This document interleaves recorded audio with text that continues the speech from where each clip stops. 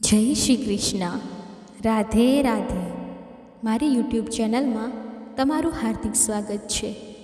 વક્રતુંડ મહાકાય સૂર્યકોટિ સમપ્રભ નિર્વિઘ્નમ કુરુ મે દેવ સર્વ કાર્યેષુ સર્વદા. બોલો ગણપતિ મહારાજની જય. દર્શક મિત્રો, આજે આપણે ગણેશ ચતુર્થીના દિવસે દરેક વિઘ્નોને દૂર કરનારા વિઘ્નહર્તા ગણેશજીની વિવિધ કથાઓ સાંભળીશું, જે સાંભળવા માત્રથી દરેક વિઘ્નો દૂર થાય છે. માટે વિડીયોને છેલ્લે સુધી જોજો, જેથી ભગવાન ગણેશજીની કૃપા આપણા સૌ ઉપર બની રહે. જો તમે પણ ભગવાન ગણેશજીની કૃપા પ્રાપ્ત કરવા માંગતા હોય તો કોમેન્ટમાં જય શ્રી ગણેશ લખી એક લાઈક અવશ્ય કરજો. તો ચાલો મિત્રો, કથા શરૂ કરીએ. હિન્દુ ધર્મમાં ભાદરવા માસની શુક્લ પક્ષની ચતુર્થી તિથિના રોજ દેશભરમાં હર્ષોલ્લાસ સાથે ગણેશ ચતુર્થીની શરૂઆત થઈ જાય છે. આ પર્વની ઉજવણી 10 દિવસ સુધી કરવામાં આવે છે. ગણેશ ચતુર્થી પર ઢોલ નગારા સાથે ગણેશજીનું ભવ્ય સ્વાગત કરવામાં આવે છે અને ઘરમાં ભગવાન ગણેશજીની પ્રતિમા સ્થાપિત કરવામાં આવે છે. તેની સાથે જ વિધિ વિધાનથી દરેક દિવસે ગણેશજીની પૂજા અર્ચના થાય છે. 10 દિવસ સુધી ધૂમધામથી ગણેશ ચતુર્થી ઉજવવામાં આવે છે અને અનંત ચૌદસના દિવસે ગણેશજીને વિદાય આપવામાં આવે છે. ગણેશ ચતુર્થીના દિવસે શુભ મુહૂર્તમાં ભગવાન ગણેશજીની મૂર્તિની સ્થાપના કરવાથી શુભ ફળ પ્રાપ્ત થાય છે અને ભક્તોની તમામ મનોકામનાઓ પૂર્ણ થાય છે. તેથી તમારે પણ ગણેશજીની સ્થાપના કરતી વખતે શુભ મુહૂર્તનું ખાસ ધ્યાન રાખવું જોઈએ. શુભ સમયે તમે તમારા ઘરમાં ગણેશજીની સ્થાપના કરી શકો છો. હિન્દુ ધર્મમાં ભગવાન શ્રી ગણેશજીને સૌપ્રથમ પૂજનીય દેવતા માનવામાં આવે છે. કોઈ પણ શુભ કાર્ય શરૂ કરતા પહેલાં વિધિ વિધાન મુજબ ભગવાન ગણેશજીની પૂજા કરવામાં આવે છે. માન્યતા અનુસાર જો ભગવાન ગણેશની પૂજા વિધિ પ્રમાણે કરવામાં આવે તો તે ભક્તોની પરેશાનીઓ દૂર કરે છે. શિવ પુરાણમાં એક કથા અનુસાર એકવાર માતા પાર્વતી સ્નાન કરવા માટે જઈ રહ્યા હતા. એ સમયે તેમણે પોતાના મેલમાંથી એક બાળકને ઉત્પન્ન કર્યો અને ઘરનો પહેરેદાર બનાવીને એ બાળકને કહ્યું કે જ્યાં સુધી હું સ્નાન કરીને ન આવું ત્યાં સુધી કોઈ ઘરમાં પ્રવેશ ના કરે. થોડીવાર પછી શિવજીએ જ્યારે ઘરમાં પ્રવેશ કરવા માંગ્યો તો બાળકે તેમને રોકી લીધા, જેના પર શિવજી ક્રોધિત થઈ ગયા અને બાળક સાથે ભયંકર યુદ્ધ કર્યું, પણ સંગ્રામમાં તેને કોઈ પરાજિત ન કરી શક્યું. તેથી ભગવાન શંકરે ગુસ્સામાં ત્રિશૂળથી એ બાળકનું માથું ધડથી અલગ કરી દીધું. જ્યારે માતા પાર્વતીએ આવીને જોયું તો તે ક્રોધિત થઈ ગયા અને તેમણે પ્રલય કરવાનું શરૂ કર્યું. ભયભીત થયેલા દેવતાઓએ દેવઋષિ નારદની સલાહ પર જગદંબાની સ્તુતિ કરીને તેમને શાંત કર્યા. શિવજીએ એના ગણોને કહ્યું કે ઉત્તર દિશામાં જે કોઈ પણ પ્રાણી સૌથી પહેલાં મળે તેનું માથું કાપીને લઈ આવો. ભગવાન શંકરના ગણોને એક હાથીનું બચ્ચું મળ્યું. ભગવાન શંકરે શુંડ સહિત હાથીના બચ્ચાનું મસ્તક ગણેશજીના ધડ પર લગાવી દીધું અને ગણેશજીને જીવિત કર્યા. માતા પાર્વતી ખુશ થઈને એ ગજમુખ બાળકને પોતાના હૃદયે લગાવી લીધું, પણ તેમને એ વાતનું દુઃખ હતું કે લોકો તેમના બાળકને જોઈને મજાક ઉડાવશે. પણ શિવજીએ તેમને દેવતાઓમાં શ્રેષ્ઠ હોવાના આશીર્વાદ આપ્યા. બ્રહ્મા, વિષ્ણુ અને મહેશે બાળકને દેવતાઓના અધ્યક્ષના રૂપમાં જાહેર કરીને સૌપ્રથમ પૂજવાનું વરદાન આપ્યું. ભગવાન શંકરે બાળકને કહ્યું, હે ગિરિજાનંદન, વિઘ્ન અવરોધોને નાશ કરવામાં તમારું નામ સર્વોપરી રહેશે. તમે સૌના પૂજ્ય બનીને મારા સમસ્ત ગણોના અધ્યક્ષ થઈ જાઓ. હે ગણેશ્વર, તું ભાદ્રપદ માસના કૃષ્ણ પક્ષની ચતુર્થીના રોજ ચંદ્રમાના ઉદિત થવા પર ઉત્પન્ન થયો છે. આ તિથિમાં વ્રત કરનારા બધા વિઘ્નોનો નાશ થઈ જશે અને તેને બધી સિદ્ધિઓ પ્રાપ્ત થશે. શ્રી ગણેશ ચતુર્થીનું વ્રત કરનારાઓની મનોકામના જરૂર પૂર્ણ થાય છે. ગણેશજીની વ્રત કથા મુજબ એક દિવસ ગણપતિ મહારાજ રિદ્ધિ સિદ્ધિ સહિત આકાશ માર્ગે કૈલાશ તરફ જવા નીકળ્યા. રસ્તામાં ચંદ્રલોક આવતા ચંદ્રએ ગણપતિને જોયા. ગણપતિજીનું મુખ અને પેટ જોઈને ચંદ્ર ખડખડાટ હસવા લાગ્યા અને તેની મશ્કરી કરવા લાગ્યા. આથી ગણપતિજીને ચંદ્ર પર ખૂબ ગુસ્સો આવ્યો અને તેને શાપ આપતા બોલ્યા, ચંદ્ર, તું ખૂબ રૂપાળો છે એની ના નથી, પણ એનાથી અભિમાનમાં આવી જઈ અન્યની મશ્કરી ન કરાય. આજે તે મારી મશ્કરી કરી છે, માટે હું તને શાપ આપું છું કે આજે એટલે કે ભાદરવા સુદ ચોથના દિવસે કોઈ તારે સામું નહીં જુએ અને કદાચ કોઈ ભૂલે ચૂકે જોશે તો તેના પર અણધારી આફત આવશે.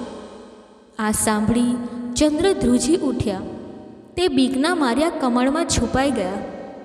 ચારે કોર અંધકાર છવાતા હાહાકાર મચી ગયો. સ્વર્ગના દેવો બ્રહ્માજી પાસે જઈને ચંદ્રના શાપનું નિવારણ પૂછવા લાગ્યા. બ્રહ્માજી બોલ્યા કે ગણપતિજીનો શાપ કદી મિથ્યા નથી જતો, છતાં પણ હું તમને એના નિવારણનો ઉપાય બતાવું છું. સાંભળો, થોડા દિવસ પછી ભાદરવો મહિનો આવશે. એ મહિનામાં શુદ્ધ એકમથી શુદ્ધ ચોથ સુધી ચંદ્રએ એ વ્રત કરવાનું રહેશે કે ગણપતિજીની કોઈ પણ ધાતુની કે પંચધાતુની મૂર્તિ બનાવી તેની સ્થાપના કરવી, પછી વિધિવત તેની પૂજા કરવી, નૈવેદ્યમાં લાડુ ધરાવવા, સાંજે ગણપતિજીની મૂર્તિને વાજતે ગાજતે નદી કાંઠે લઈ જઈ જળમાં પધરાવી દેવી. આ દિવસે બ્રાહ્મણોને જમાડી યથાયોગ્ય દાન દક્ષિણા આપવામાં આવે તો ગણપતિજી રીઝે છે અને ચંદ્રને શાપમાંથી મુક્તિ મળે. ભાદરવો મહિનો બેસતા જ ચંદ્રએ ગણપતિજીની સ્થાપના કરી ગણેશ ચતુર્થીનું વ્રત કરવા માંડ્યું. ચંદ્રએ વિધિવત પૂજા કરી, પ્રાર્થના કરી કે હે ગજાનન, મારાથી ભૂલમાં જે કંઈ બોલાઈ ગયું છે તે કૃપા કરીને ભૂલી જાઓ અને મને ક્ષમા કરો. હવે આવી ભૂલ નહીં કરું. તમે દયાળુ છો, કૃપા કરીને મને શાપમાંથી મુક્ત કરો. ગણપતિજી ચંદ્રની ભક્તિથી ખુશ થયા. તેને દર્શન આપીને બોલ્યા, ચંદ્ર, તું સંપૂર્ણ શાપ મુક્ત તો નહીં થઈ શકે, છતાં હું તારા વ્રતથી ખુશ થઈ શાપ થોડો હળવો કરું છું. જો કોઈ પણ વ્યક્તિ ભાદરવા સુદ બીજના ચંદ્રના દર્શન કરી પછી ચોથના દર્શન કરશે તો તેને કોઈ સંકટ નહીં આવે, પણ ભાદરવા સુદ ચોથના એક માત્ર દર્શન કરશે તો તેને કલંક લાગશે. વળી આ કલંકને દૂર કરવા માટે કોઈ ગણેશ ચતુર્થીનું વ્રત કરશે તો હું તેના પર પ્રસન્ન થઈ તેને સંકટમાંથી મુક્ત કરીશ. હે ગણપતિ દાદા, તમે જેવા ચંદ્રને ફળ્યા તેવા સૌને ફળજો. દર્શક મિત્રો, ચાલો હવે જાણીએ કે ગણપતિજીને દુર્વા કેમ ચડાવવામાં આવે છે.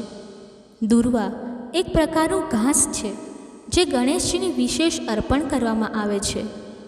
ગણેશજી અને દુર્વાનો સંબંધ એક અનલાસુર નામના અસુરની કથાથી પ્રચલિત છે. કથા પ્રમાણે તમામ દેવતા અને મનુષ્ય અનલાસુરના આતંકથી કંટાળી ગયા હતા. ત્યારે દેવરાજ ઇન્દ્ર તમામ દેવી દેવતા અને પ્રમુખ ઋષિમુનિઓ મહાદેવ પાસે પહોંચ્યા હતા. શિવજીએ કહ્યું કે આ કામ માત્ર ગણેશજી જ કરી શકે છે. ત્યારબાદ તમામ દેવી દેવતા અને પ્રમુખ ઋષિમુનિઓ ગણેશજી પાસે પહોંચી ગયા. દેવી દેવતા અને તમામ પ્રાણીઓની રક્ષા કરવા માટે ગણેશજી અનલાસુરથી યુદ્ધ કરવા પહોંચી ગયા. ત્યારે બંને વચ્ચે ઘમાસાન યુદ્ધ થયું હતું. અનલાસુર પરાજિત નહોતો થઈ રહ્યો ત્યારે ગણેશજી તેને પકડી ગળે ઉતારી દીધો. ત્યારબાદ ગણેશજીના પેટમાં બળતરા થવા લાગી ગણેશજીના પેટની બળતરા શાંત કરવા માટે કશ્યપ ઋષિએ દુર્વાની 21 ગાંઠો બનાવી અને ગણેશજીને તેનું સેવન કરવાનું કહ્યું. દુર્વા ગ્રહણ કરતાં જ તેમના પેટની બળતરા શાંત થઈ ગઈ. ત્યારથી જ ગણેશજીને દુર્વા ચડાવવાની પરંપરા શરૂ થઈ. દર્શક મિત્રો, હવે આપણે જાણીએ કે ગણપતિજી, લક્ષ્મીજી અને સરસ્વતીજી એક સાથે કેમ પૂજાય છે. ગણેશજી, લક્ષ્મીજી અને દેવી સરસ્વતીની એક સાથે પૂજા ખાસ કરીને આ દિવસે કરવામાં આવે છે. આ તહેવાર સુખ સમૃદ્ધિનો પર્વ મનાય છે. આ દિવસે ગણેશજી એટલે બુદ્ધિ, લક્ષ્મી એટલે ધન અને સરસ્વતી એટલે જ્ઞાનનું મહત્ત્વ જણાવવા માટે તમામની એક સાથે પૂજા થાય છે. જ્ઞાનનો ઉપયોગ પોતાની બુદ્ધિ પ્રમાણે કરવાથી વ્યક્તિને સુખ સમૃદ્ધિ મળે છે. જે વ્યક્તિ જ્ઞાનનો ઉપયોગ તેની બુદ્ધિ પ્રમાણે કરે છે તો તેને ધન પ્રાપ્ત થાય છે. હવે ગણપતિજી મૂષક પર કેમ સવારી કરે છે તે અંગે જાણીએ. આ માટે એક પૌરાણિક કથા પ્રચલિત છે. તેમાંથી સૌથી વધુ પ્રચલિત કથા પ્રમાણે પ્રાચીન સમયમાં એક અસુર મૂષકના સ્વરૂપે પારાશર ઋષિના આશ્રમમાં પહોંચી ગયો અને તેણે આખો આશ્રમ કોતરીને નષ્ટ કર્યો હતો. આશ્રમમાં તમામ ઋષિઓએ ગણેશજીને પ્રાર્થના કરી કે મૂષકના આતંકનો અંત લાવે. ત્યારે ગણેશજી આશ્રમમાં પ્રગટ થયા.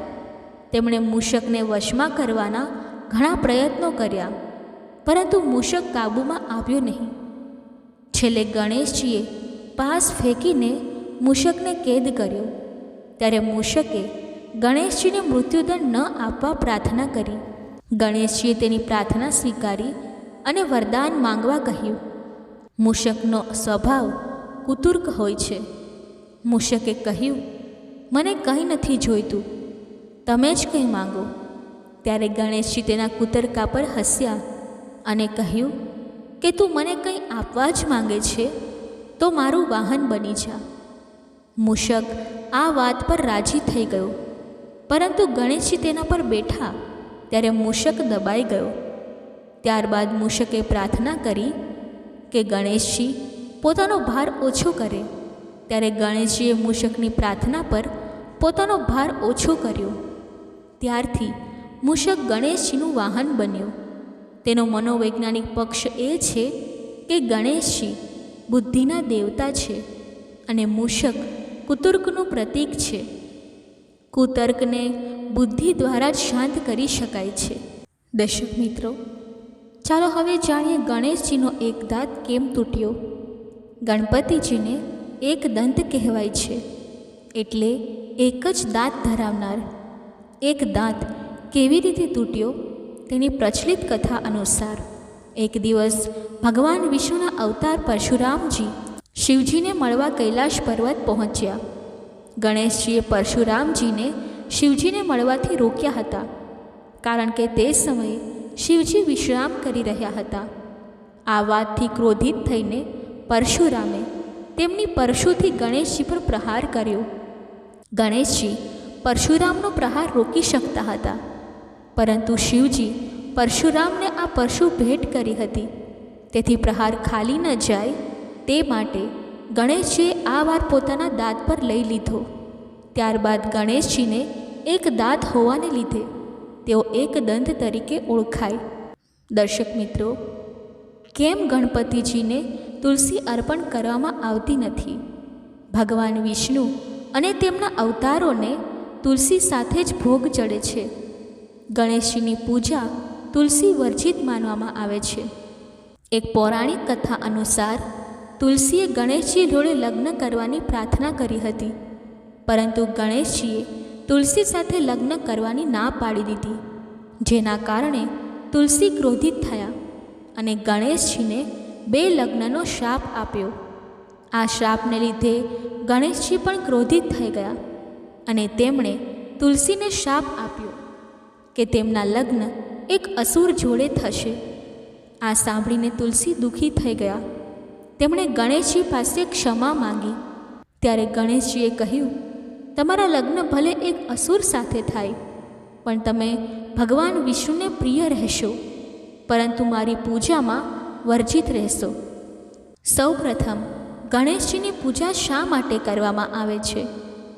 ગણેશજી પ્રથમ પૂજ્ય દેવ છે. આ વરદાન શિવજીએ ગણેશજીને આપ્યું છે. એક કથા અનુસાર કાર્તિકેય સ્વામી અને ગણેશજી વચ્ચે શરત લાગી હતી કે સૌપ્રથમ પૃથ્વીનું ભ્રમણ કોણ પૂર્ણ કરશે. કાર્તિકેય સ્વામીનું વાહન મોર છે. કાર્તિકેય મોર વાહન પર સવાર થઈ નીકળી પડ્યા. ગણેશજી વિચાર્યું કે તેમનું વાહન તો મૂષક છે, તેને લઈને તે જલ્દી પરત ફરી નહીં શકે. ત્યારે તેમણે માતા પિતાને જ સર્વલોક માનીને શિવજી અને માતા પાર્વતીની પરિક્રમા શરૂ કરી.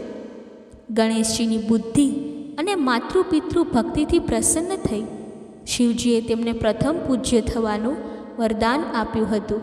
ગણેશજીને મોદક અને લાડુ કેમ પ્રિય છે? ભગવાનને મોદક અને લાડુનો ભોગ ધરાવવામાં આવે છે.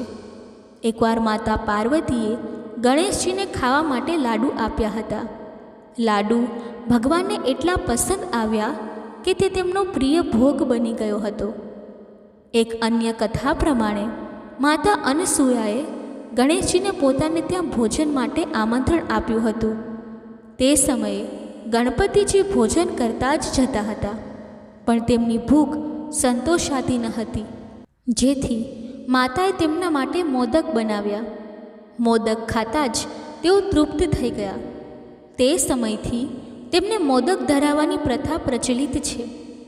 ગણપતિજીની ડાબી અને જમણી બાજુનું સૂંઢનું શું મહત્ત્વ છે? જે મૂર્તિમાં ગણેશજીની સૂંઢ જમણી બાજુ હોય છે તેને સિદ્ધિ વિનાયકનું રૂપ માનવામાં આવે છે, જ્યારે ડાબી બાજુએ સૂંઢવાળા ગણપતિજી વિઘ્ન વિનાયક કહેવાય છે. સિદ્ધિ વિનાયકને ઘરની અંદર સ્થાપવાની પરંપરા છે. વિઘ્ન વિનાયકને ઘરની બહાર સ્થાપિત કરવામાં આવે છે, જેથી ઘરમાં કોઈ વિઘ્ન પ્રવેશ ના કરે. ઘરમાં સ્થાપવા સીધા હાથ અને સૂંઢવાળા ગણપતિજી શ્રેષ્ઠ છે. ગણપતિજીના હાથમાં અંકુશ કેમ છે? 8 દૈત્યોને ગણેશજીએ પરાજિત કર્યા હતા. આ 8 દૈત્ય ખરાબ વસ્તુના પ્રતીક છે. અહંતાસુર અહંકારનું, કામાસુર વાસનાનું પ્રતીક, ક્રોધાસુર ક્રોધનું પ્રતીક, માયાસુર માયાનું અને લોભાસુર લોભનું પ્રતીક. આ દરેક દાનવોને ગણપતિજીના અંકુશ્ય કાબૂમાં લીધા હતા. તેનો અર્થ એ થાય છે કે ગણેશજીના દર્શન પૂજન કરવાથી આપણે વાસના, ક્રોધ, માયા અને લોભથી બચી શકીએ છીએ. આપણે પણ આપણા મન પર અંકુશ લગાવીને અભિમાન, વાસના, ક્રોધ, માયા અને લોભ પર કાબૂ મેળવવો જોઈએ. ભગવાન શ્રી ગણેશજીના લગ્ન સાથે એક કથા જોડાયેલી છે. ભગવાન ગણેશજીનું મુખ હાથીનું અને દાંત તૂટેલો હતો, તેથી તેમના લગ્ન થતા ન હતા.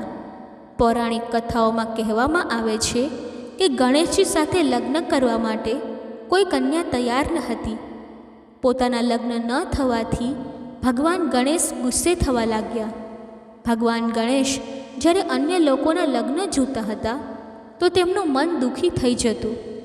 એવું કહેવામાં આવે છે કે પોતાના લગ્ન ન થતા તે વાતથી દુઃખી ભગવાન અન્ય દેવતાઓના લગ્નમાં વિઘ્ન ઊભા કરતા અને આ કામમાં તેમની મદદ તેમનું વાહન કરતું હતું. ગણેશજીના આદેશથી મૂષક અન્ય દેવી દેવતાઓના લગ્ન મંડપને નષ્ટ કરી દેતા. તેનાથી અન્ય દેવતાઓના લગ્નમાં અવરોધ ઊભા થતા. આ કારણે તમામ દેવતાઓ અસ્વસ્થ થઈ ગયા અને શિવજી પાસે તેમની ફરિયાદ કરવા આવ્યા. શિવજી પાસે પણ આ સમસ્યાનું સમાધાન નહોતું, તેથી શિવજી અને પાર્વતી દેવી બ્રહ્માજી પાસે ગયા. તેઓ યોગમાં લીન હતા, પરંતુ થોડી વારમાં 2 યોગ કન્યા પ્રગટ થઈ. તેમનું નામ રિદ્ધિ અને સિદ્ધિ હતું. આ બંને બ્રહ્માજીની માનસ પુત્રી હતી. બંને પુત્રી સાથે બ્રહ્માજી ગણેશજી પાસે પહોંચ્યા. તેમણે બંનેને શિક્ષા આપવા કહ્યું. આ વાત માટે ગણેશજી પણ તૈયાર થઈ ગયા. જ્યારે પણ ગણેશજી પાસે કોઈના વિવાહની સૂચના આવતી તો રિદ્ધિ અને સિદ્ધિ તેમનું ધ્યાન ભટકાવતી અને લગ્ન સુખરૂપ પાર પાડતા. એક દિવસ ભગવાન ગણેશ આ બધું જ સમજી ગયા. જ્યારે મૂષકે પણ ભગવાન ગણેશજીને કહ્યું કે દેવતાઓના લગ્ન અવરોધ વિના પૂર્ણ થયા છે, ત્યારે ગણેશજી ગુસ્સે થયા. તે સમયે બ્રહ્માજી રિદ્ધિ સિદ્ધિ સાથે પ્રગટ થયા અને તેમની બંને માનસ પુત્રીઓ સાથે લગ્ન કરવાનો પ્રસ્તાવ ગણેશજી સમક્ષ મૂક્યો. આ રીતે ગણેશજીના લગ્ન રિદ્ધિ અને સિદ્ધિ સાથે થયા. દર્શક મિત્રો, હિન્દુ ધર્મમાં તમામ દેવતાઓનું પોતાનું આગવું મહત્ત્વ અને સ્થાન છે. મા લક્ષ્મીને ધનની દેવી કહેવામાં આવે છે. ભગવાન કુબેરને ધન અને સમૃદ્ધિના દેવતા માનવામાં આવે છે. અને આ તમામ દેવતાઓમાં ભગવાન શ્રી ગણેશજીનું સ્થાન પહેલું છે. શ્રી ગણેશને પ્રથમ પૂજવામાં આવે છે. તેમણે કરેલા ચમત્કારની કથાઓ દરેક ભક્તો જાણતા જ હોય છે. અને આવી જ એક દંતકથા આજે અહીં જણાવવા જઈ રહી છું. જ્યારે ભગવાન કુબેરને તેમની અઢળક સંપત્તિ પર ઘમંડ હતો, ત્યારે ગણેશજીએ કેવી રીતે તેમનું અભિમાન તોડી નાખ્યું હતું. આવો જાણીએ આ ભક્તિ કથાનો મહિમા. આ કથા અનુસાર એકવાર કુબેરને એ હકીકત પર અહંકાર થયો કે તેની પાસે ત્રણેય લોકમાં સૌથી વધુ સંપત્તિ છે. પોતાને શ્રીમંતાઈ બતાવવા માટે કુબેરે બધા દેવતાઓને પોતાના ઘરે તહેવારમાં આવવા આમંત્રણ આપ્યું. સૌપ્રથમ કુબેર આમંત્રણ લઈને કૈલાશ પહોંચ્યા, જ્યાં તેમણે ભગવાન શિવને તેમના પરિવાર સાથે ભોજન સમારંભ માટે આવવા આમંત્રણ આપ્યું. કુબેરની આ મનસા ભગવાન શિવ જાણી ગયા હતા. તેના આમંત્રણ પર શિવજીએ કહ્યું કે તેમની જગ્યાએ તેમનો પુત્ર ગણેશ અવશ્ય આવશે. પર્વમાં કુબેરે સોના અને ચાંદીની થાળીઓમાં વાનગી પીરસી. બધા દેવતાઓ ભોજન કર્યા પછી ત્યાંથી ચાલ્યા ગયા. આ પછી ગણેશજી પધાર્યા. કુબેરે ગણેશજીને ભોજન પીરસ્યું. ગણેશજી જમવા લાગ્યા. ઘણા સમય સુધી ગણેશજી જમતા ગયા અને કુબેરનો અન્ન ભંડાર ખાલી થવા લાગ્યો, પણ ગણેશજીનું પેટ ના ભરાયું. કુબેરની પાસે જે હતું બધું જ તેણે ગણેશજીને આપ્યું. બાદમાં ગણેશજી કુબેરના મહેલની વસ્તુઓ ખાવા લાગ્યા. આનાથી કુબેર ગભરાઈ ગયા. આ ઘટનાથી કુબેરને તેના ઘમંડનો અહેસાસ થયો અને ભગવાન ગણેશજીની માફી માંગવા લાગ્યા. ત્યારે ગણેશજીએ તેને માફ કરી દીધો અને સારી બુદ્ધિ આપી. એક વખત મહર્ષિ વેદવ્યાસજીની સન્મુખ બ્રહ્માજીનું પ્રાગટ્ય થયું. બ્રહ્માજીએ મહર્ષિ વેદવ્યાસજીને કહ્યું કે તમે એવા ગ્રંથની રચના કરો કે જેમાં સમગ્ર વેદોનો તથા શાસ્ત્રોનો સાર સમાવિષ્ટ થઈ જાય. ત્યારે વેદવ્યાસજીએ ધ્યાનમગ્ન થઈ ઘણી તપસ્યા કર્યા કરી અને પછી એક જ્ઞાન ગ્રંથની રચના કરવાની ઈચ્છા તેમને થઈ. તેઓ મનોમન ચિંતન કરવા લાગ્યા કે મેં એક શ્રેષ્ઠ ગ્રંથ વિચાર્યો છે અને તેનું નામ છે મહાભારત. આ મહાભારત ગ્રંથની રચના કરવાની મારી ઈચ્છા છે. આ ગ્રંથમાં વેદોનો સાર સમાવિષ્ટ થઈ જશે, પણ મારી મતિ કુંઠિત થઈ ગઈ છે. હું શું કરું અને આ વિશાળ ગ્રંથના જ્ઞાનને લિપિબદ્ધ કઈ રીતે કરું? મહર્ષિ વેદવ્યાસજીને આમ ચિંતન કરતાં મૂંઝવણ થઈ.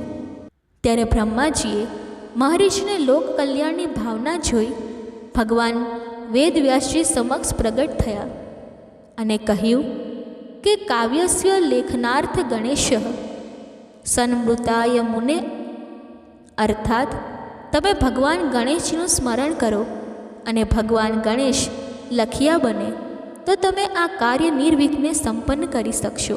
વેદવ્યાસજીએ ગણેશજીનું સ્મરણ કર્યું અને ભક્ત વાત્સલ્ય ગણેશજીનું પ્રાગટ્ય થયું. ત્યારે ભગવાન ગણેશજીએ વેદવ્યાસજીને કહ્યું કે હું તમારા પર અત્યંત પ્રસન્ન છું, તમે કંઈક માંગો. ત્યારે વેદવ્યાસજીએ કહ્યું મારે જય સંહિતા કહેતા મહાભારત ગ્રંથ રચવાની ઈચ્છા છે. આ ગ્રંથમાં કુશળ લહિયા તરીકે જે ભૂમિકા છે તે આપ નિભાવો તેવી મારી આપની સમક્ષ ઈચ્છા તેમજ પ્રાર્થના છે. ત્યારે ગણેશજીએ કહ્યું કે હું લહિયો બનું, પણ મારી એક શરત છે કે તમારે અટકવાનું નહીં. જો તમારી વાણી અટકી ગઈ તો હું આગળ લખી શકીશ નહીં.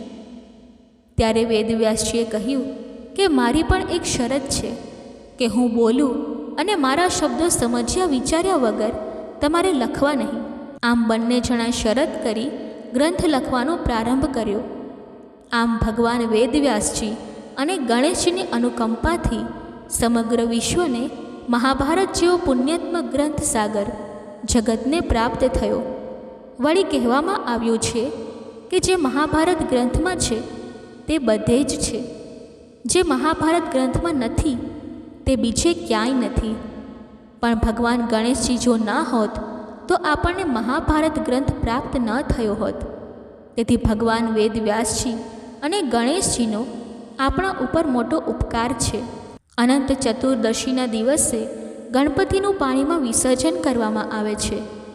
દંતકથા અનુસાર વેદવ્યાસજી મહાભારત ગ્રંથ લખવા માટે ભગવાન ગણેશની પસંદગી કરે છે. વેદવ્યાસજી કથા વર્ણવે છે અને ગણેશજી લખે છે. વેદવ્યાસજી કથા સાંભળતા સાંભળતા આંખો બંધ કરી દે છે અને 10 દિવસ સુધી સતત વાર્તા કહેતા રહે છે. ગણેશજી સતત કથાઓ લખે છે. તેનાથી ગણેશજીના શરીરનું તાપમાન ખૂબ વધી જાય છે. ત્યારે વેદવ્યાસજી તળાવમાં ગણેશજીને સ્નાન કરાવે છે. ત્યારથી જ ગણેશ વિસર્જનની પ્રથા શરૂ થઈ ગઈ હતી. વરાહ પુરાણ મુજબ સ્વયં ભગવાન શંકરે પંચતત્વોને ભેગા કરી ગણેશજીનું સર્જન કર્યું હતું. ભગવાન શંકર ગણેશને અત્યંત સુંદર અને આકર્ષક બનાવવા માંગતા હતા.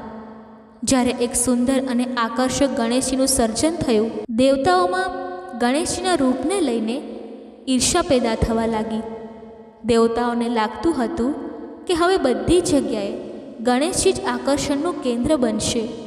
આથી દેવતાઓની વાતોનો તગાજો મેળવી શંકર ભગવાને ગણેશજીનું પેટ મોટું કર્યું અને માથું ગજાનન જેવું કરી દીધું, જેથી ગણેશજીના સૌંદર્ય અને આકર્ષણને થોડું ઓછું કરી શકાય.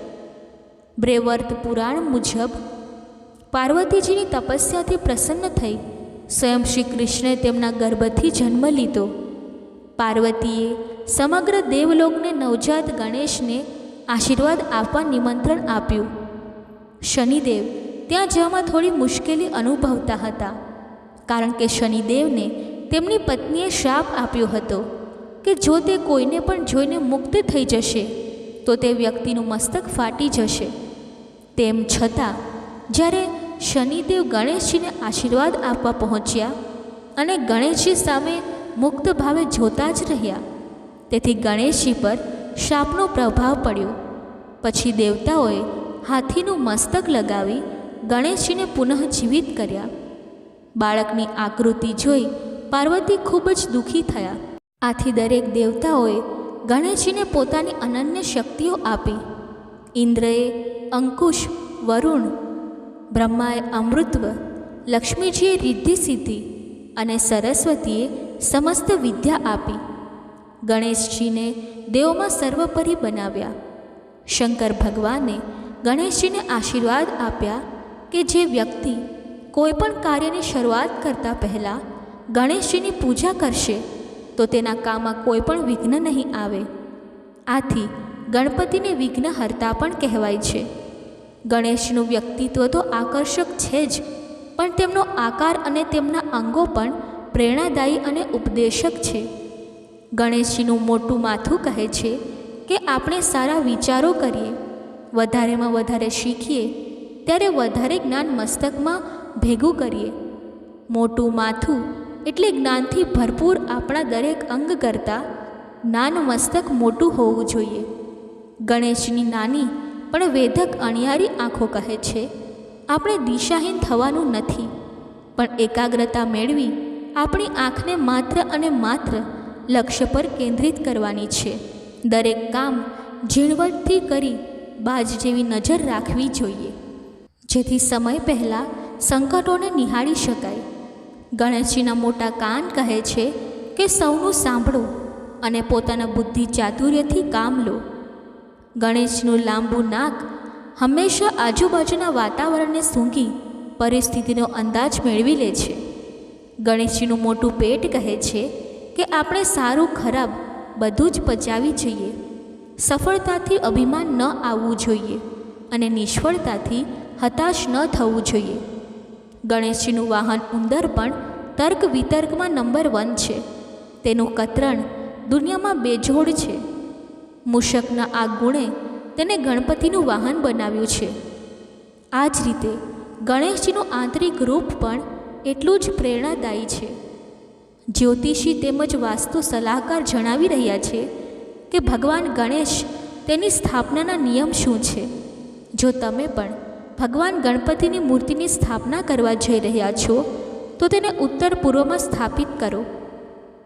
ભગવાન ગણેશજીની સ્થાપના કરતાં પહેલાં જે જગ્યાએ ભગવાન ગણેશની સ્થાપના કરવામાં આવે છે તે જગ્યાને સારી રીતે સાફ કરી લેવી જોઈએ. ત્યાં કોઈ અશુદ્ધિ અને કચરો ના હોવો જોઈએ. આ સિવાય આ જગ્યાની આસપાસ ચામડાનો સામાન ન લાવો. ભગવાન ગણેશની સ્થાપના કર્યા પછી દરરોજ સવાર સાંજ તેમની આરતી કરો. સવાર સાંજ ભગવાન ગણેશને ભોગ ધરાવો, ધૂપ દીપ પ્રગટાવો. એકવાર ભગવાન ગણેશની મૂર્તિ સ્થાપિત થઈ જાય પછી તેને જગ્યાએથી વારંવાર ન ખસેડો. તેને વિસર્જન સમયે જ ત્યાંથી દૂર કરી શકાય છે. ભૂલથી પણ ભગવાન ગણેશને તુલસીના પાન ન ચડાવો.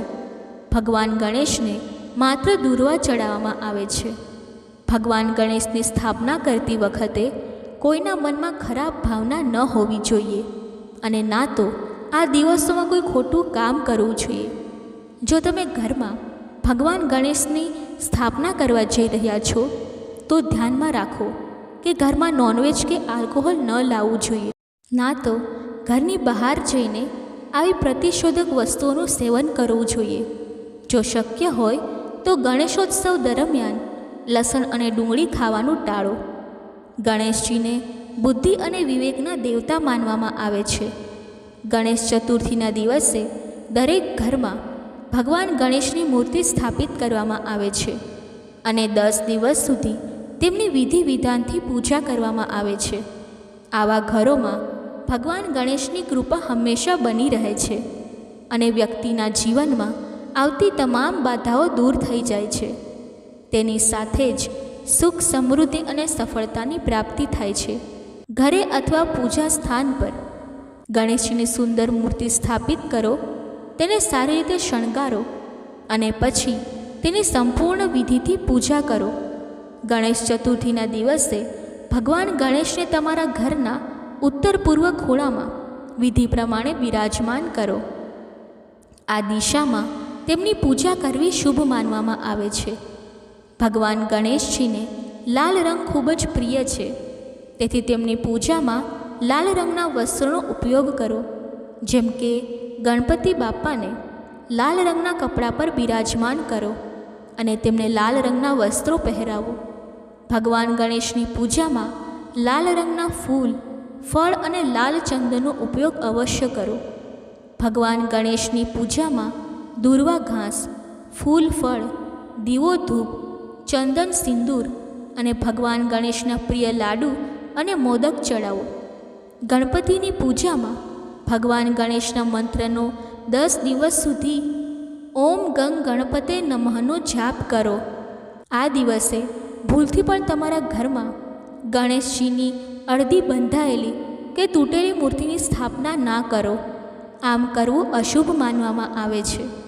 ભગવાન ગણપતિની પૂજામાં ભૂલથી પણ તુલસીના પાન કે કેતકીના ફૂલનો ઉપયોગ ના કરવો જોઈએ. માન્યતા અનુસાર આવું કરવાથી પૂજાનું ફળ મળતું નથી. ગણેશ ચતુર્થીના દિવસે ઉપવાસ અને પૂજા કરનાર વ્યક્તિએ શરીર શુદ્ધ અને મન શુદ્ધ રહેવું જોઈએ તથા બ્રહ્મચર્યનું પાલન કરવું જોઈએ. ગણેશ ચતુર્થીના દિવસોમાં ભૂલથી પણ તામસિક વસ્તુઓનું સેવન ન કરવું જોઈએ. ગણેશ ચતુર્થી દરમિયાન પરિવારના સભ્યો સાથે ગુસ્સો, વિવાદ અને ઝઘડો ના કરવો જોઈએ. પૂજા વિધિ. ગણેશ ચતુર્થીની પૂજામાં આસન સ્વચ્છ અને શાંત જગ્યાએ રાખો અને ભગવાન ગણેશની મૂર્તિ અથવા ચિત્ર સ્થાપિત કરો. ગંગા જળથી મૂર્તિને શુદ્ધ કરો. ત્યારબાદ ભગવાન ગણેશજીને રોલી, ચંદન અને ફૂલોથી શણગારો. તેમના સૂંઢ પર સિંદૂર લગાવો અને દૂર્વા ચડાવો. ત્યારબાદ ઘીનો દીવો અને ધૂપ પ્રગટાવો. ભગવાન ગણેશજીને મોદક અને ફળ અર્પણ કરો. પૂજાના અંતે ભગવાન ગણેશની આરતી કરીને ઓમ ગંગ ગણપતે નમઃ મંત્રનો જાપ કરીને ભગવાન ગણેશ પાસેથી તમારી ઈચ્છાઓ માંગો. બોલો ગણપતિ બાપાની જય.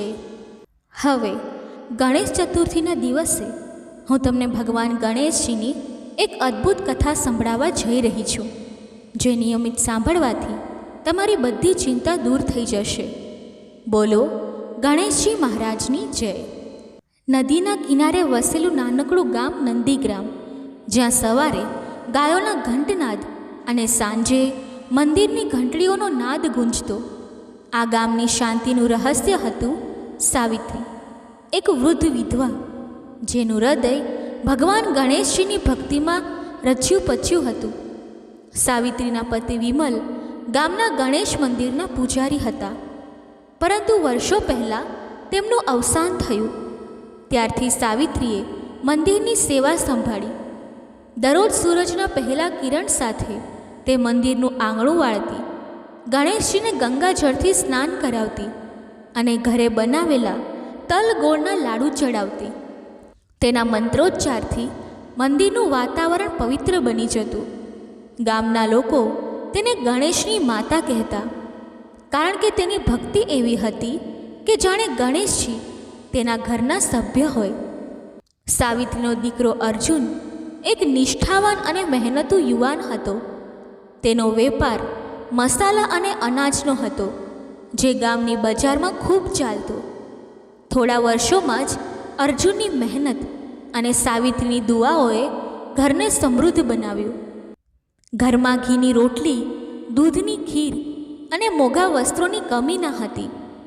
સાવિત્રી આ બધું ગણેશજીની કૃપા માનતી અને દર સંકષ્ટી ચતુર્થીએ વ્રત રાખી ચંદ્ર દર્શન સુધી ગણેશજીની આરાધના કરતી. તેનું મન હંમેશા એક જ દુઆ માંગતું, હે વિઘ્નહર્તા, મારા ઘરમાં સુખ શાંતિ જાળવજો. પરંતુ આ સુખની વચ્ચે એક અંધકાર ઘેરાતો હતો. અર્જુનની પત્ની કલ્યાણી. કલ્યાણીનું હૃદય લોભ અને ઈર્ષાથી ભરેલું હતું. તેને સાવિત્રીની ભક્તિ મૂર્ખામી લાગતી હતી અને તે માનતી કે ઘરની સમૃદ્ધિ ફક્ત અર્જુનની મહેનતનું ફળ છે. આ વૃદ્ધા આખો દિવસ મંદિરમાં બેસે છે અને ઘરમાં બે ટંકનું ખાય છે, એવું તે ઘણીવાર ગણગણતી. કલ્યાણીએ એક ચતુર યોજના ઘડી. તેણે ગામના કુંભાર પાસે ખાસ હાંડી બનાવડાવી, જેમાં બે ભાગ હતા. એકમાં તે અર્જુન અને પોતાના માટે ઘી, શાક, પૂરી અને ખીર બનાવતી અને બીજા ભાગમાં સાવિત્રી માટે પાણી જેવું શાક બનાવતી. સાવિત્રી, જે હંમેશા ઘરમાં શાંતિ ઈચ્છતી, આ ભોજન જોઈ ચૂપ રહેતી. તેનું હૃદય દુઃખી થતું, પરંતુ તે અર્જુનને કશું ન કહેતી. તેને ડર હતો કે ઘરમાં કલેશ ન થાય. એક સાંજે જ્યારે સાવિત્રી મંદિરથી થાકીને ઘરે આવી, કલ્યાણીએ ટેબલ પર એક થાળી મૂકી, જેમાં વાસી રોટલી અને બે બટાકાના ટુકડા સાથે પાણી જેવું શાક હતું. સાવિત્રીએ ચૂપચાપ ખાધું અને ગણેશજીનું નામ લઈને પોતાના ઓરડામાં ચાલી ગઈ. રાત્રે જ્યારે અર્જુન ઘરે આવ્યો, તેણે માતાને પૂછ્યું, માં, તમે ઠીક તો છો ને? સાવિત્રીએ હસીને કહ્યું, બેટા, ગણેશજીની કૃપા છે, તું જુગ જુગ જીવે. પરંતુ તેની આંખોમાં ઝલકતું દર્દ કલ્યાણી જોઈ રહી હતી અને તેના હૃદયમાં એક ઝેરી વિચાર ઘૂમરતો હતો કે કેવી રીતે સાવિત્રીને આ ઘરમાંથી હંમેશા માટે દૂર કરવી. નંદીગ્રામની શાંત સવારોમાં સાવિત્રીનો દિવસ મંદિરથી શરૂ થતો. તે ગણેશની મૂર્તિ સામે બેસી દીવો પ્રગટાવતી, ઓમ વક્રતુંડ મહાકાય મંત્રનો જાપ કરતી. તેની ભક્તિ એટલી ગાઢ હતી કે ગામના લોકો કહેતા, સાવિત્રીની પૂજાથી ગણેશજી નંદીગ્રામમાં વસે છે. પરંતુ ઘરમાં કલ્યાણીનો વર્તાવ દિવસે ને દિવસે કઠોર બનતો જતો હતો. તે સાવિત્રીને ટોકતી, તમે આખો દિવસ મંદિરમાં બેસો છો, ઘરનું કામ કોણ કરશે?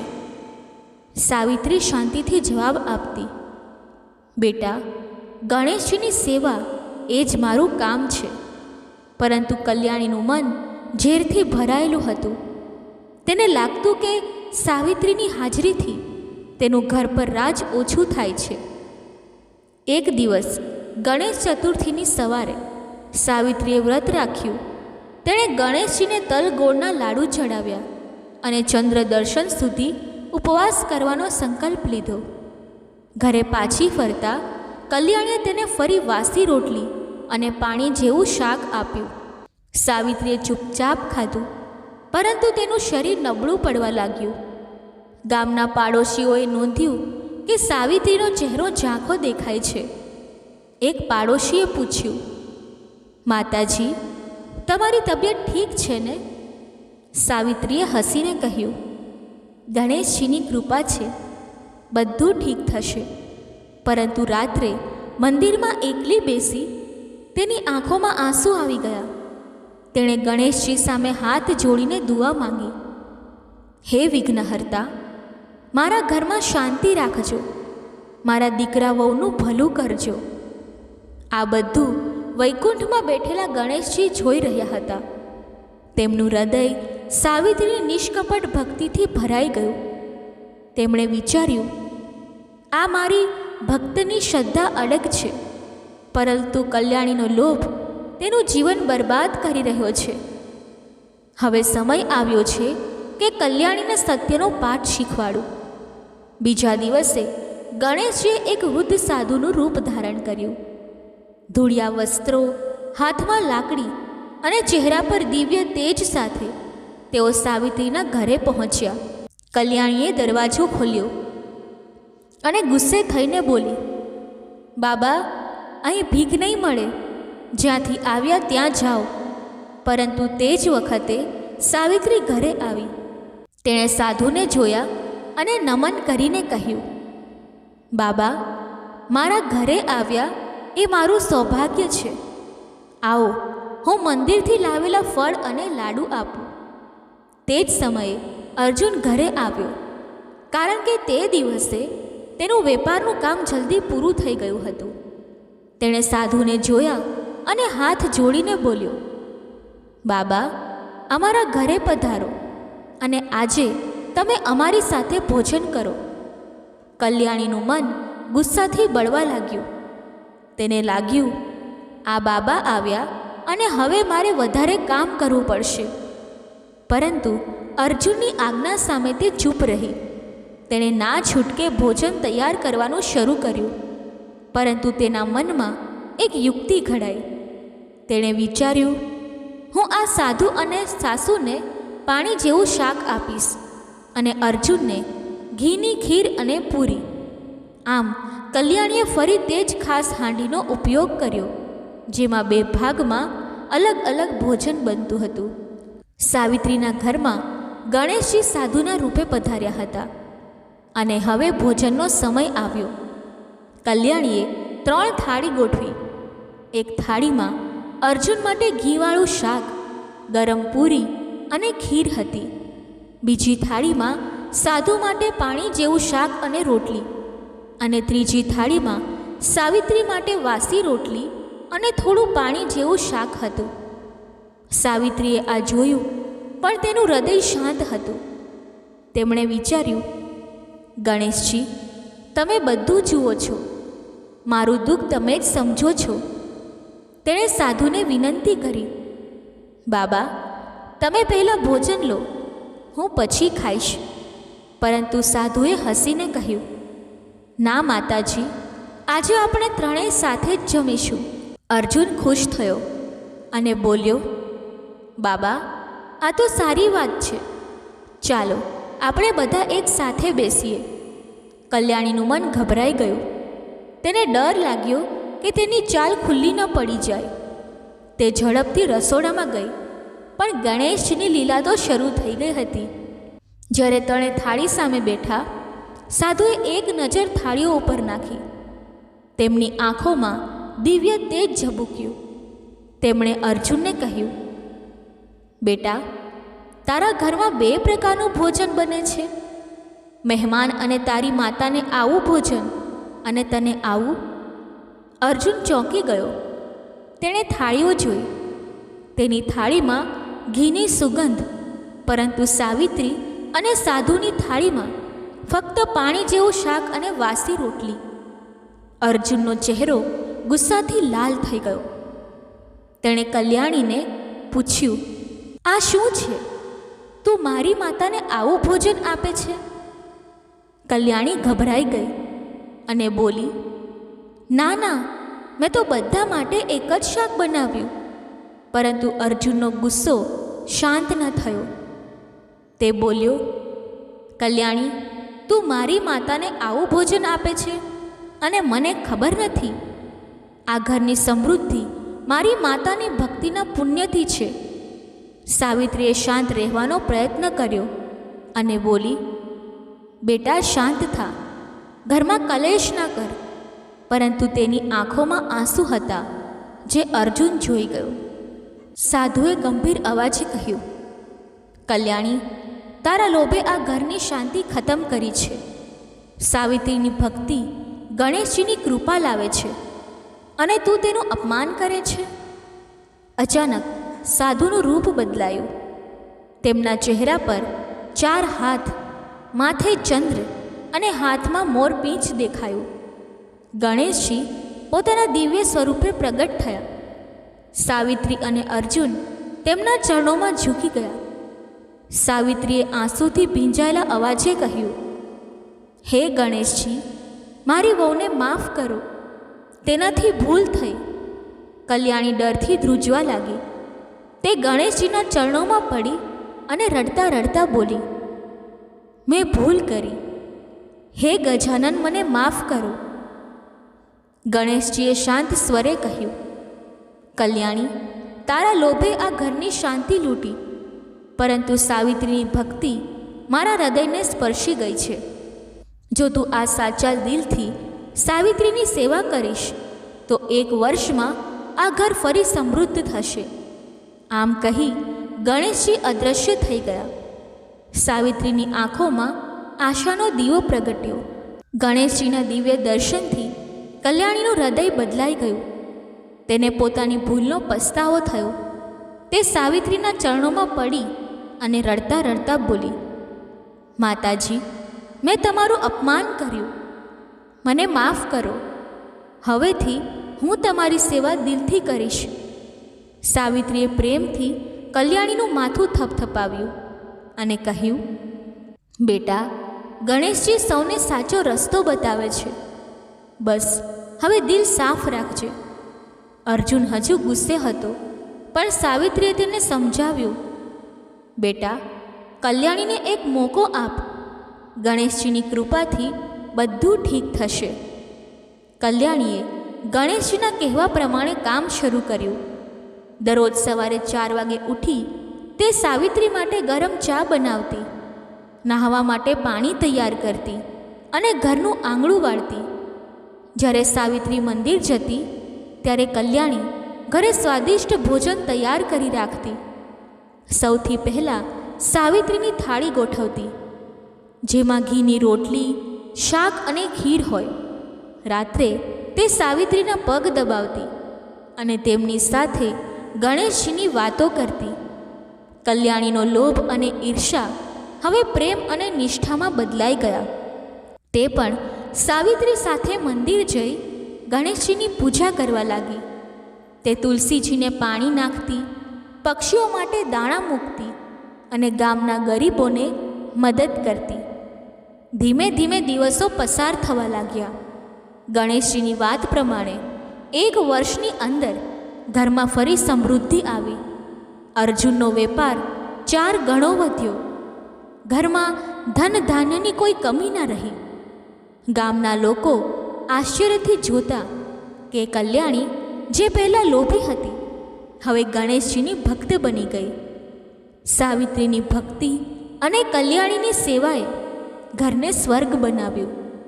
દર સંકષ્ટી ચતુર્થીએ સાવિત્રી અને કલ્યાણી સાથે મળીને ગણેશજીનું વ્રત રાખતા, લાડુ ચડાવતા અને ચંદ્ર દર્શન કરતા. ગામના લોકો પણ તેમની ભક્તિની શક્તિને જોઈ આ વ્રત કરવા લાગ્યા. એક દિવસ સંકષ્ટી ચતુર્થીની રાતે સાવિત્રી, અર્જુન અને કલ્યાણીએ ગણેશજીની સામે બેસીને આખી કથા ગાઈ. ગામના લોકો તેમની શ્રદ્ધા જોઈને દિવસે દિવસે મંદિરમાં ભીડ એકઠી કરવા લાગ્યા. સાવિત્રીનું હૃદય આનંદથી ભરાઈ ગયું. તેણે કલ્યાણીને ગળે લગાવીને કહ્યું, બેટા, ગણેશજીએ તને સાચો રસ્તો બતાવ્યો. હવે આપણું ઘર સુખી રહેશે. ગણેશજીની કૃપાથી નંદીગ્રામનું એક ઘર શાંતિ, સમૃદ્ધિ અને ભક્તિથી ઝળકવા લાગ્યું. હે ગણેશજી, જેવી કૃપા તમે સાવિત્રી પર કરી, એવી કૃપા આ કથા સાંભળનારા દરેક ભક્ત ઉપર કરજો. બોલો ગણેશજી મહારાજની જય. ચાલો હવે સર્વ દુઃખ દૂર કરનાર બીજી કથા સાંભળીએ.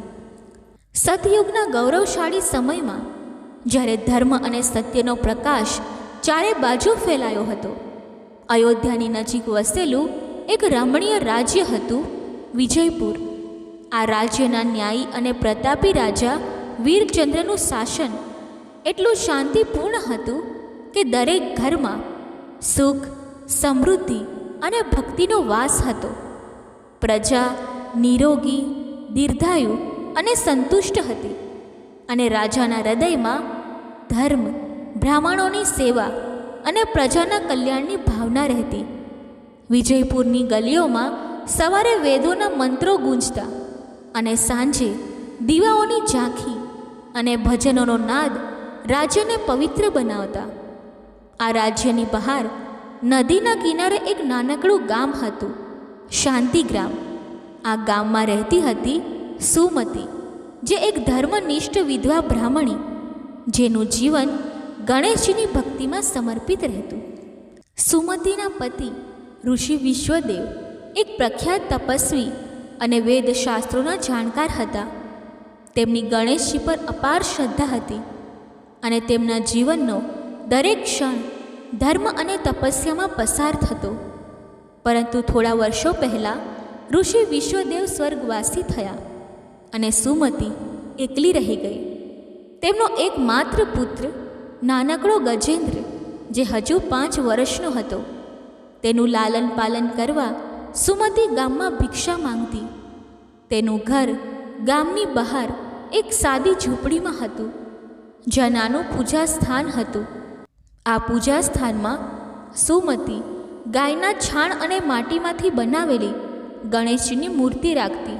દરેક સંકષ્ટી ચતુર્થીએ સુમતી વ્રત રાખતી. તે ભિક્ષામાં મળેલા તલ અને ગોળમાંથી લાડુ બનાવતી અને ગણેશજીને અર્પણ કરતી. લાડુ બનાવતી વખતે તેનું મન ઓમ ગંગ ગણપતે નમઃ ના જાપમાં રમમાણ રહેતું. તેની આંખોમાં શ્રદ્ધાનો દીવો ઝળકતો અને હૃદય ગણેશજીની ભક્તિમાં ડૂબેલું રહેતું. નાનકડો ગજેન્દ્ર પણ માતાની ભક્તિ જોઈને ગણેશજીનો ભક્ત બન્યો હતો. તે ઘણીવાર માતાની સાથે પૂજામાં બેસતો અને ગણેશજીની મૂર્તિને ફૂલોની માળા ચડાવતો. તેની નાની આંખોમાં ભક્તિનું તેજ હતું અને તે મૂર્તિને પોતાનો મિત્ર માનતો. એક દિવસ ચતુર્થીની સવારે સુમતીએ ગણેશજીની પૂજા કરી. તેણે તલના લાડુ બનાવ્યા અને મૂર્તિ સમક્ષ ચડાવ્યા. ગજેન્દ્ર, જે હંમેશા માતાની નજીક રહેતો, તે દિવસે ગણેશજીની નાની મૂર્તિ ગળામાં બાંધી ગામની ગલીઓમાં રમવા નીકળી ગયો. તે ગીતો ગાતો, નાચતો અને ગણેશજીની મૂર્તિને બતાવતો ફરતો હતો, જાણે ગણેશજી તેની સાથે રમતા હોય. ગામમાં એક કુંભાર રહેતો હતો, જેનું નામ ભીમરાજ હતું. ભીમરાજ પોતાના માટીના વાસણો બનાવવામાં નિષ્ણાંત હતો, પરંતુ છેલ્લા કેટલાક મહિનાઓથી તેનું જીવન દુઃખમાં ડૂબી ગયું હતું. તેની ભઠ્ઠીમાં વાસણો પાકતા ન હતા. દર વખતે આગ લગાડતા વાસણો કાચા રહી જતા અને તેનો વેપાર બરબાદ થઈ ગયો. તેની પત્ની અને 2 બાળકોનું ભરણ પોષણ કરવું મુશ્કેલ બન્યું હતું. નિરાશામાં ડૂબેલા ભીમરાજે ગામના એક તાંત્રિકની સલાહ લીધી. તાંત્રિકે એક ભયંકર ઉપાય જણાવ્યો. જો તું ભઠ્ઠીમાં એક નાના બાળકની બલિ આપીશ તો તારા વાસણો પાકશે અને તું સમૃદ્ધ થશે. આ સાંભળીને ભીમરાજનું હૃદય ધ્રુજી ઉઠ્યું. તેનું મન પાપના વિચારથી વિચલિત થયું, પરંતુ ગરીબીના ભયે તેનો લોભ જગાડ્યો. તેણે નક્કી કર્યું કે એવા બાળકની બલિ આપવી જેની પાછળ કોઈ શક્તિશાળી પૃષ્ઠભૂમિ ના હોય. તેની નજર ગજેન્દ્ર પર પડી, જે ગામની ગલીઓમાં નિર્ભયપણે રમતો હતો. ભીમરાજે વિચાર્યું, આ બાળકની માતા ગરીબ અને નિરાધાર છે. આની બલિ આપવાથી કોઈ વિરોધ નહીં થાય. એક સાંજે જ્યારે ગજેન્દ્ર ગણેશજીની મૂર્તિ ગળામાં પહેરી ગામની ગલીઓમાં ગીત ગાતો ફરતો હતો, ભીમરાજે તેને લલચાવ્યો. બેટા, આવ, હું તને મીઠી ખીર આપું. એમ કહી તેણે ગજેન્દ્રને પોતાની ભઠ્ઠી તરફ લઈ ગયો.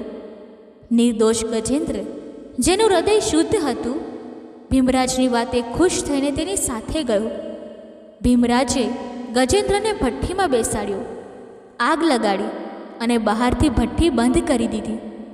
તેનું હૃદય પાપના ભારથી ભરાઈ ગયું, પરંતુ તેણે વિચાર્યું, આથી મારું જીવન સુધરશે. બીજી બાજુ સુમતી ભિક્ષા માંગીને ઘરે પાછી ફરી. ઘરે આવતા જ તેને ગજેન્દ્ર ન દેખાયો. તે ગભરાઈ ગઈ. તેણે ગામની ગલીઓ, ઝાડ નીચે, નદીના કિનારે દરેક જગ્યાએ ગજેન્દ્રને શોધ્યો, પરંતુ તે ક્યાંય ન મળ્યો. તેનું હૃદય ચિંતાથી ભરાઈ ગયું. આખું ગામ શોધ્યા પછી જ્યારે કોઈ સમાચાર ન મળ્યા, ત્યારે તે ઝૂંપડીમાં પાછી ફરી ગણેશજીની મૂર્તિ સામે બેસી તેની આંખોમાંથી આંસુ વહેવા લાગ્યા. તે રડતા બોલી, હે ગણેશજી, હે વિઘ્નહર્તા, મારો એકમાત્ર પુત્ર, મારું જીવન, તેને મને પાછો આપો. હે સંકટમોચન, તમે આ દીન દુઃખી બ્રાહ્મણીની રક્ષા કરો. આખી રાત તે ગણેશજીની પૂજામાં લીન રહી અને તેનો અવાજ શાંતિગ્રામની ચાંદની રાતમાં ગૂંજતો હતો. તેની આંખોમાંથી આંસુની ધારા વહેતી હતી અને હૃદય ગણેશજીની ભક્તિમાં ડૂબેલું હતું. હે ગજાનન, હે વિઘ્નહર્તા, મારા ગજેન્દ્રને પાછો આપો. એમ કહી તે ગણેશજીની મૂર્તિ સામે બેસી રાતભર ઓમ ગંગ ગણપતે નમઃનો જાપ કરતી રહી. તેની ઝૂંપડીનો નાનો દીવો ઝાંખો પડી ગયો, પરંતુ તેની શ્રદ્ધાનો દીવો પ્રજ્વલિત રહ્યો. ગામના કેટલાક પાડોશીઓએ તેનો રડવાનો અવાજ સાંભળ્યો અને તેઓ સુમતીની ઝૂંપડી પાસે આવ્યા. એક વૃદ્ધ સ્ત્રીએ પૂછ્યું, બેન, શું થયું? ગજેન્દ્ર ક્યાં છે? સુમતીએ ધ્રુજતા અવાજે કહ્યું, મારો ગજેન્દ્ર ગામમાં રમતો હતો, પણ હવે ક્યાંય નથી મળતો. હે ગણેશજી, મારા બાળકની રક્ષા કરો. પાડોશીઓએ ગામની ગલીઓ, નદીના કિનારે અને ઝાડની આસપાસ ફરી શોધ્યું, પરંતુ ગજેન્દ્રનો કોઈ પત્તો ન મળ્યો. ગામમાં ચિંતાનું વાતાવરણ ફેલાયું, કારણ કે ગજેન્દ્ર ગામનું લાડકું બાળક હતું, જેના હાસ્ય અને ગીતોથી ગલીઓ ગૂંજતી. બીજી બાજુ ભીમરાજ, જેણે પોતાના લોભના કારણે ગજેન્દ્રને ભઠ્ઠીમાં બંધ કરી આગ લગાડી હતી, રાતભર ઊંઘી ના શક્યો. તેનું હૃદય પાપના ભારથી ભરાઈ ગયું હતું. તેની આંખો સામે ગજેન્દ્રનો નિર્દોષ ચહેરો ઝબકતો હતો અને તેના કાનમાં સુમતીની ભક્તિની વાતો ગૂંજતી હતી. ભીમરાજની પત્ની સરલા, જે ધર્મનિષ્ઠ સ્ત્રી હતી, તેને રાત્રે ભીમરાજની બેચેની જોઈ તેણે પૂછ્યું, સ્વામી, શું થયું? તમે આટલા બેચેન કેમ છો? ભીમરાજે ગભરાટમાં નકારી દીધું, કશું નથી, બસ ભઠ્ઠીની ચિંતા છે. પરંતુ સરલાને શંકા થઈ. તેણે ગામમાં ગજેન્દ્રના ગુમ થવાની વાત સાંભળી હતી અને તેનું હૃદય ચોંકી ગયું. તેણે ભીમરાજને ફરી પૂછ્યું, સ્વામી, તમે કંઈક છુપાવો છો? ગજેન્દ્રના ગુમ થવા સાથે તમારો કોઈ સંબંધ તો નથી ને? ભીમરાજે ગુસ્સામાં બૂમ પાડી, ચૂપ રહે, તને શું ખબર? આ બધું આપણા જીવનને સુધારવા માટે છે. સરલા ડરી ગઈ, પરંતુ તેનું હૃદય કહેતું હતું કે ભીમરાજે કોઈ મોટું પાપ કર્યું છે. સવારે જ્યારે સૂરજના પહેલા કિરણોએ શાંતિગ્રામને સ્પર્શ્યું, ભીમરાજ ભઠ્ઠી પાસે પહોંચ્યો. તેનું મન બે ભાગમાં વહેંચાયું હતું. એક બાજુ લોભ, જે કહેતો હતો કે તેના વાસણો હવે પાકી ગયા હશે, અને બીજી બાજુ ભય, જે તેને પાપના પરિણામની ચેતવણી આપતો હતો. તેણે ધીમે ધીમે ભઠ્ઠીનો દરવાજો ખોલ્યો અને તેની આંખો આશ્ચર્યથી ફાટી ગઈ. ભઠ્ઠીમાં આગની જગ્યાએ ઠંડુ પાણી ભરેલું હતું અને તેમાં કમળના ફૂલો તરતા હતા. લીલી દુર્વાની માળાઓ ભઠ્ઠીની દિવાલો પર શોભી રહી હતી અને વચ્ચે ગજેન્દ્ર ગણેશજીની મૂર્તિ ગળામાં પહેરી નિર્ભયપણે રમતો હતો. તેના ચહેરા પર ના તો આગની બળતરા હતી, ના ભૂખ તરસના ચિહ્નો. તે ગીત ગાતો હતો, હે ગણેશજી, તમે મારા સાથી છો. ભીમરાજનું હૃદય ધ્રુજી ઉઠ્યું. તેને સમજાયું કે આ ગણેશજીનો ચમત્કાર છે. તે ગજેન્દ્રને બહાર લઈ આવ્યો અને ડરથી થરથરતો ગામની ગલીઓમાં દોડવા લાગ્યો. ભીમરાજ સીધો વિજયપુરના રાજા વીરચંદ્રના દરબારમાં પહોંચ્યો. તે રાજાના ચરણોમાં પડ્યો અને રડતા રડતા બોલ્યો, હે મહારાજ, મેં મોટું પાપ કર્યું. મેં ગજેન્દ્રને ભઠ્ઠીમાં બલિ આપવાનો પ્રયાસ કર્યો, પરંતુ ગણેશજીની કૃપાથી તે જીવતો છે. મને દંડ આપો. રાજા વીરચંદ્ર આ ઘટના સાંભળી વિસ્મયમાં ડૂબી ગયા. તેમણે તરત જ મંત્રીઓને આદેશ આપ્યો, ગજેન્દ્ર અને તેની માતા સુમતીને મારી સમક્ષ લાવો અને ભઠ્ઠીની તપાસ કરો. મંત્રીઓ શાંતિગ્રામ પહોંચ્યા અને ગજેન્દ્રને જોઈને તેઓ આશ્ચર્યચકિત થઈ ગયા. બાળકની આસપાસ એક દિવ્ય આભા હતી અને ભઠ્ઠીમાં ખીલેલા કમળના ફૂલો ગણેશજીની હાજરીનો પુરાવો આપતા હતા. આ સમાચાર સુમતી સુધી પહોંચ્યા. તે ઝૂંપડીમાં ગણેશજીની પૂજામાં બેસી હતી. જ્યારે ગામના લોકો દોડતા આવ્યા અને બોલ્યા, સુમતીબેન, તારો ગજેન્દ્ર જીવતો છે. ગણેશજીએ ચમત્કાર કર્યો. સુમતીની આંખોમાં આંસુ હતા, પરંતુ હવે તે આનંદના આંસુ હતા. તે દોડીને ભઠ્ઠી પાસે પહોંચી અને ગજેન્દ્રને જોઈને તેના હૃદયનો બોજ હળવો થયો. તેણે ગજેન્દ્રને ગળે લગાવ્યો અને ગણેશજીનો આભાર માન્યો. હે ગણેશજી, તમે મારા જીવનનો આધાર બચાવ્યો, એમ બોલી તે રડવા લાગી. ગજેન્દ્ર નિર્દોષ હાસ્ય સાથે બોલ્યો, માતા, ગણેશજી મારી સાથે હતા. તેમણે મને ફૂલો વચ્ચે રમાડ્યો. રાજાના મંત્રીઓએ સુમતી અને ગજેન્દ્રને વિજયપુરના દરબારમાં લઈ ગયા. રાજા વીરચંદ્રએ સુમતીને પૂછ્યું, હે બ્રાહ્મણી, આ ચમત્કાર કેવી રીતે થયો? શું તું કોઈ તપસ્યા કરે છે? સુમતીએ નમ્રતાથી જવાબ આપ્યો, હે મહારાજ, હું ફક્ત ગણેશજીનું વ્રત કરું છું. મારી ભક્તિ અને ગણેશજીની કૃપાથી મારો પુત્ર બચી ગયો. રાજા ગણેશજીની શક્તિથી પ્રભાવિત થયા. તેમણે ભીમરાજને દંડ આપવાનું નક્કી કર્યું, પરંતુ સુમતીએ વિનંતી કરી, હે મહારાજ, ભીમરાજને માફ કરો. તે ગરીબીના કારણે ભૂલ કરી બેઠો. તેને ગણેશજીની સેવાનો મોકો આપો. વિજયપુરના દરબારમાં ગણેશજીની શક્તિની ગૂંજ ફેલાઈ ગઈ હતી. રાજા વીરચંદ્ર, તેમના મંત્રીઓ અને દરબારીઓ સુમતિની ભક્તિ અને ગજેન્દ્રના ચમત્કારથી સ્તબ્ધ થઈ ગયા. સુમતિ પોતાના નાનકડા ગજેન્દ્રને ગળે લગાવી ગણેશજીની મૂર્તિ સામે નમન કરી રહી હતી. તેની આંખોમાં આનંદના આંસુ હતા અને હૃદય ગણેશજીના આભારથી ભરાઈ ગયું હતું. હે વિઘ્નહર્તા, તમે મારા જીવનનો આધાર બચાવ્યો. તમારી ભક્તિ મારું એકમાત્ર બળ છે. એમ બોલી તે ગણેશજીના ચરણોમાં ઝૂકી ગઈ. ગજેન્દ્ર, જેના ગળામાં ગણેશજીની નાની મૂર્તિ ઝળકતી હતી, નિર્દોષ હાસ્ય સાથે બોલ્યો, માતા, ગણેશજીએ મને ફૂલોના બગીચામાં રમાડ્યો. તેમની સાથે હું ડર્યો નહીં.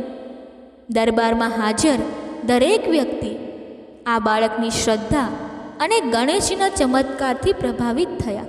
રાજા વીરચંદ્રએ ભીમરાજ તરફ નજર નાખી, જે શરમથી માથું નભાવીને ઊભો હતો. ભીમરાજનું હૃદય પાપના ભારથી ભરેલું હતું, પરંતુ ગણેશજીના ચમત્કારે તેને પસ્તાવાનો રસ્તો બતાવ્યો હતો. રાજાએ ગંભીર અવાજે કહ્યું, ભીમરાજ, તે ગરીબીના લોભમાં આવીને મોટું પાપ કર્યું, પરંતુ સુમતિની નમ્રતા અને ગણેશજીની કૃપાએ તને બચાવ્યો.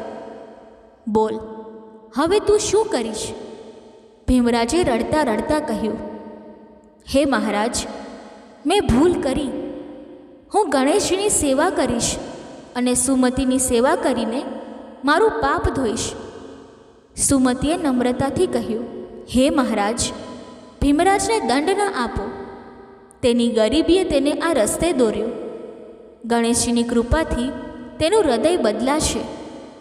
રાજા વીરચંદ્રએ સુમતિની દયાળુતાથી પ્રભાવિત થઈને ભીમરાજને ગણેશજીની સેવા અને ગામના ગરીબોની મદદ કરવાનો આદેશ આપ્યો. રાજાએ સુમતિ અને ગજેન્દ્રને રાજ દરબારમાં સન્માન આપ્યું.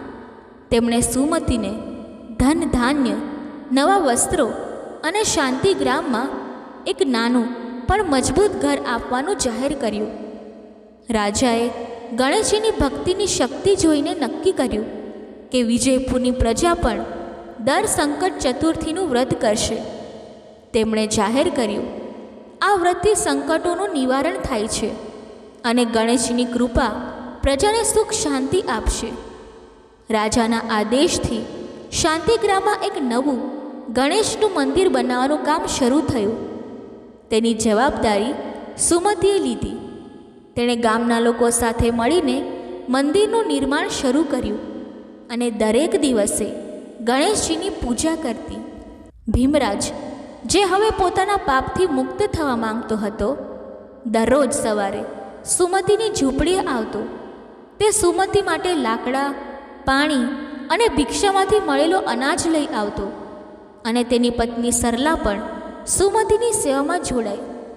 સરલાએ ગણેશજીનું વ્રત શરૂ કર્યું અને દર ચતુર્થીએ તે સુમતિ સાથે મળીને તલના લાડુ બનાવતી. ભીમરાજે પોતાની ભઠ્ઠી ફરી શરૂ કરી, પરંતુ આ વખતે તેણે ગણેશજીની પૂજા કરીને વાસણો બનાવવાનું શરૂ કર્યું. આશ્ચર્યની વાત એ હતી કે તેના વાસણો હવે પાકવા લાગ્યા અને તેનો વેપાર ધીમે ધીમે ફરી ખીલવા લાગ્યો.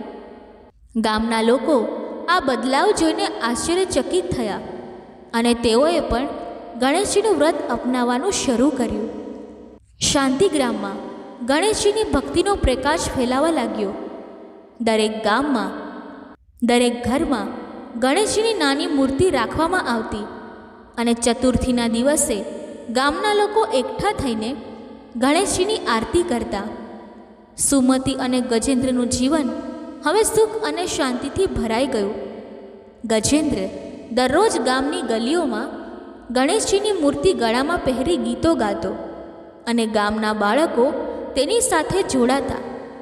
તેનું હાસ્ય અને ભક્તિ ગામના લોકોના હૃદયને સ્પર્શી જતા.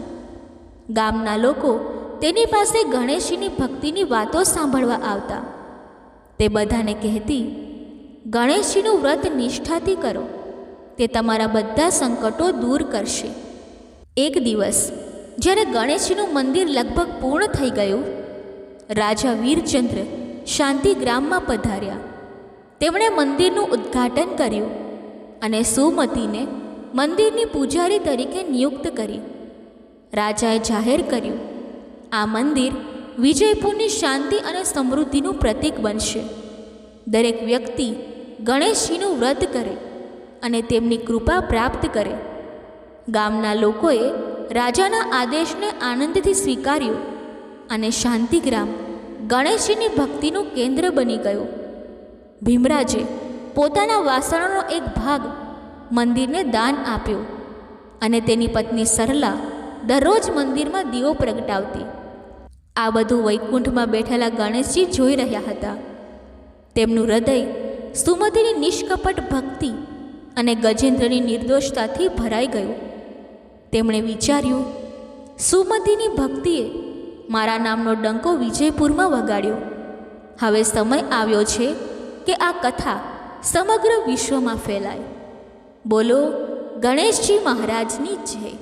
દર્શક મિત્રો, કથા બોલતી વખતે જો મારાથી કોઈ ભૂલ થઈ હોય તો હું ક્ષમા માગું છું અને આશા રાખું છું કે આ કથા તમને પસંદ આવી હશે. જો આ કથા તમને પસંદ આવી હોય તો વિડીયોને લાઈક કરી ચેનલને સબસ્ક્રાઈબ અવશ્ય કરી લેજો અને કોમેન્ટ બોક્સમાં ગણેશજી મહારાજની જય અવશ્ય લખજો. ધન્યવાદ. જય શ્રી કૃષ્ણ. રાધે રાધે. જય ગણેશજી મહારાજ.